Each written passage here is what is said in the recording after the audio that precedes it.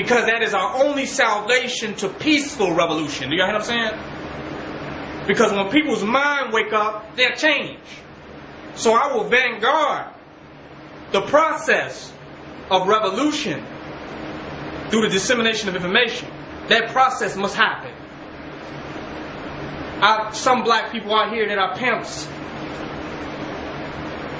that are capitalizing off revolution and nation building, I think they some good guys. They got some good personalities. They're nice. But what nation building is what it is. I don't care how cool, how nice, and how likable you appear. I don't care how many people favor you because it's the popular thing for you to be favored. Revolution is not popular. Truth is not a popularity contest. It's not. It's what it is. So I don't care about these individuals that people have been forced or coerced to liking. I care about the truth of progressive revolutionary transformation. That's my concern. So even I like some of the people and think they're cool. But my integrity to nation building means that those people, for true change to happen, must be at the least challenged. At the least, they must be challenged for the lack of intelligence and the lack of integrity that they have showed to our people. At the least, they must be challenged. At the most, they must be destroyed. I've chose the least. But if you want to stop the process, if truth hurts you so bad that you can't allow the smooth transition into revolutionary enlightenment, where you want to stop the process or get mad about the process, then you must be destroyed. Because we have allowed you, and are allowing you, even though we know you're on some bullshit, we allowed you to go on with it. Because we could have came, we got an army, we could have came and shut you down. Ben had it. Ben had the army. Ben had the power to shut it down. But we didn't. We allowed, because we understand the smooth transition of revolution. We understand that we want a conscious enlightenment. We don't want a tyrannical, brutish force of tyranny against our own people, irregardless of what state of consciousness that they at. We don't want a black martial law to go and kick in doors and start burning black devils. This is not what we want. We want a smooth evolution of the consciousness of our people. So we refuse to get to participate in that type of madness. But what we will do vigilantly is disseminate the truth and enlighten people to the reality of nation building. Because in order to build a nation, there's an intelligent blueprint that must be followed.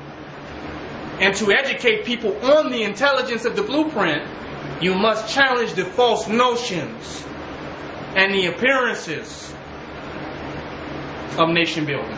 You can't do one without doing the other. You can't do one without doing the other. Now, with the brother I challenged, YouTube was shutting down people's pages. A lot of people's pages got shut down and suspended. And we had some videos that were very impactful and revolutionary, for sure, to transform the consciousness of the people. YouTube would not let us stream the videos. So we went to a brother who said that he's a revolutionary and he's serious about nation building. The brother said in his own mouth, you should stream your videos here. Light this page up. Put this powerful information on my page. I'm quoting him. Okay, brother. We put the information up. And he said, for putting that up on my page, in exchange, help me promote the lecture that I got coming up in Harlem. Help me promote it. I said, brother, we're against capitalism. But if we can help you, and it looks like you sincere, because capital can be used to nation building. In 80% of the cases, it's not. Do you hear what I'm saying? Just as much somebody getting a check once a week, but not buying in bulk. You make enough off a 4-week check where you can live off a year. Do y'all hear what I'm saying? You can live off a year if you buy bulk products. If you buy massive quantities, you can feed yourself a year off a month of working for the devil. But most people don't. So capitalism can be used to free up energy for revolution. In most cases, it's not. And it don't. And it don't. Because if it did, then we would already have a black town. Because we would have freed up the resources of all these so-called conscious people working. We'd have turned all those resources in 4 months into a black oasis and a black community. Right? It's easy. But you know what? They're not going to do that. Because the whole concept of capitalism keeps you inculcated within it. And when you pull out, it pulls you further into it. In debt. Uniforms. This fee, that fee. So it acts like it's going to give you some financial freedom. But it sucks you into debtorship. This is how capitalism works. Well, I'm going to work here. You ever heard somebody say, I'm going to work here for a little while and then I'm going to save up my money and start my own business? Never happened. Never happens. We're going to work. I'm going to save my money up and in a few months, I'm going to take this money and invest it in something else. Capitalism is tricky. Once you get in there, you get sucked into it. I'm not saying there are not some success stories, but majority of people who say that end up getting fired before they start their own business. Or they'll go and get another job. So capitalism is tricky. Most of the times, it's not going to work. It's not going to work. So, YouTube took the page down. Now, you making money off all of these conscious information that you're distributing. You're making money off of it. And you get you a page set up. Well, you would think you would use the capitalism to support revolutionaries, since you bought the page with the money from conscious philosophers and people who have the intention of creating change, that you think you would so support living revolutionaries with this page. No, brother.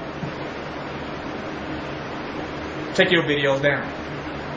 I don't want your videos on this page. So YouTube kicked us out. We can't go to the black revolutionaries. It's bad enough we can't go to a black businessman and say, look, brother, we're doing this revolutionary stuff. Give us a few $1,000s so we can go ahead and do this. You can't even go to him. Because he's thinking his money is investment. If I can't see how much I'm going to make back, why the hell I'm going to give you some money? They're thinking investment all the time. So if you don't bring an investment idea to them, your concept is irrelevant. Because business people are looking to make money. To make money. Or you need we're going to write this off at the end of the year and this is a part of a greater tax scheme. It's not pure humanitarianism. If you can give me a tax scheme that can send both of us to the federal prison, then we can go with that. But as far as just giving you money to help a revolutionary movement out, please. I'm not about revolutionary. I want to be the next Bill Gates, right? I want to be the next millionaire. So my point is, you take the money of which you have made all conscious ideas, and you build a page. And when new revolutionaries, and stop these people talking about honor the elders and these. If you don't honor new revolutionaries, you don't honor the elders. Because if you was there in their time, you would not have honored them. You'd have found somebody older to honor. Is that right? You'd have honored somebody else then. And all the work that our elders did is great. Every contribution that they made does not go unappreciated. But it's living people with integrity and willpower, not just information. Integrity and willpower, and the desire to bring about change, and that are standing in key positions to cause change. That's what the revolution is on. The revolution is not based upon elders. It's not based upon people who have made transitions. Malcolm, great speaker, great orator, fiery person in his time. But there's no position Malcolm can stand in right now. So you can't tell me that you honor Malcolm and Fred Hampton